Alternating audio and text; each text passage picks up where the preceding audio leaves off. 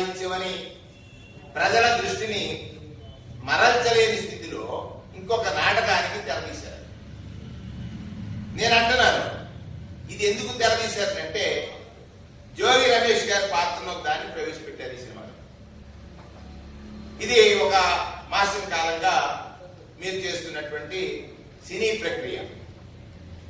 జోగి రమేష్ గారు నకిలీ మద్యంలో ఎవరైతే ఆయనని నిందితుడిగా మీరు ఏర్పాటు చేసినటువంటి సిట్ చూపిస్తుందో ఇది కేవలం డైవర్షన్ పాలిటిక్సే. అంటే ప్రజలకు జవాబుదారీగా పాలనందించలేని ప్రభుత్వం ప్రజల దృష్టిని డైవర్ట్ చేయడానికి ఒక నాటకానికి తెరదీసి అందులో పాత్రలను ప్రవేశపెడుతుంది. అందులో భాగమే జోగి రమేష్ గారు అరెస్ట్ అనేటువంటిది ఇవాళ అర్థమవుతున్నటువంటి విషయం. ఇందులో రెండోది కూడా ఉంది. మొన్న మొంతా తుఫాన్ వచ్చింది. సుమారుగా మొంతా తుఫాన్లో ప్రజలందరూ చర్చించుకుంటున్నారు.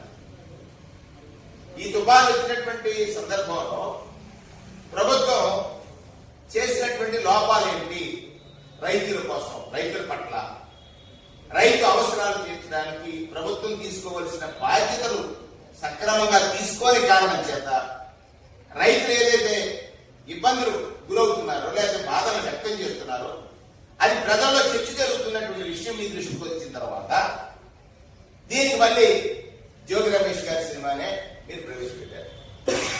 అంటే ఎందుకు చర్చించుకుంటున్నారు ప్రజలు?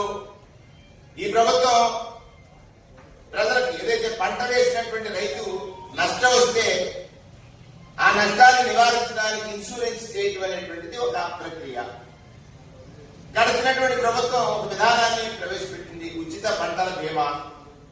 సుమారు 70 లక్షల మంది రైతులకి ఉచిత పంటల బీమా సౌకర్యాన్ని కల్పించడమే కాకుండా జగన్మోహన్ రెడ్డి గారి పాలనలో 7,802 కోట్ల రూపాయలు ఎక్కడైతే నష్టాలు వచ్చాయో ఆ నష్టాలు వచ్చిన ప్రతి సందర్భంలోనూ చెల్లించినటువంటి దాఖలాలు ఉన్నాయి.